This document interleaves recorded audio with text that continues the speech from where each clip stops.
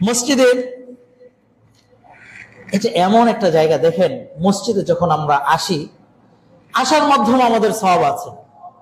মসজিদে বসে থাকবো, এটাও তো সওয়াব রয়েছে। মসজিদ রিলেটেড যে বিষয়গুলো আছে এর মধ্যেও সওয়াব রয়েছে। আপনি চিন্তা করে দেখেন, আল্লাহ রাসূল সাল্লাল্লাহু আলাইহি সাল্লাম যে বলেছেন, আলা আদুল্লুকুম আলা মা ইয়ামহুল্লাহু বিল খাতায়া, সাহাবীদেরকে বললেন, এই তোমাদেরকে কি এমন পথের কথা বলবো না যার মাধ্যমে তোমাদের গুনাহগুলোকে ক্ষমা করে দেওয়া হয় এবং তোমাদের মর্যাদাকে বৃদ্ধি করে দেওয়া হবে? তারা বললেন যে হ্যাঁ আল্লাহ রাসূল, বলুন সে পথটা কি। তখন তিনি বললেন, ইসবাগুল ওযু আলাল মাকারিহ, কষ্ট হওয়া সত্ত্বেও পরিপূর্ণ করে ওযু করা। যখন কষ্ট মনে হচ্ছে পরিপূর্ণ করে ওযু করা। তারপরে কি বললেন, ওয়াকাসরাতুল খুতা আলাল মাসাজিদ, এবং মসজিদে খুব ধীর গতিতে অর্থাৎ বেশি বেশি পা ফেলে হেঁটে আসা। দ্রুত হেঁটে নয়, বেশি বেশি পা ফেলে হেঁটে আসা। যত পা ফেলা হবে তত তার গুনাহ মাফ হবে।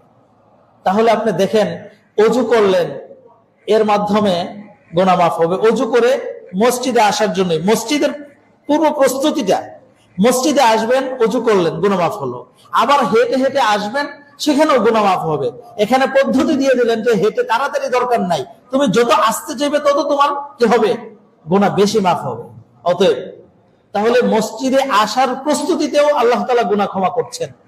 তারপরে কি, ওয়ান্তিযারু সালাত বা'দা সালাত, এক সালাতের পর থেকে আরেক সালাত পর্যন্ত অপেক্ষা করলেও কি হবে, গুনাহ ক্ষমা করা হবে। তাহলে আপনি দেখেন মসজিদটা কতটা গুরুত্বপূর্ণ একটা বিষয়।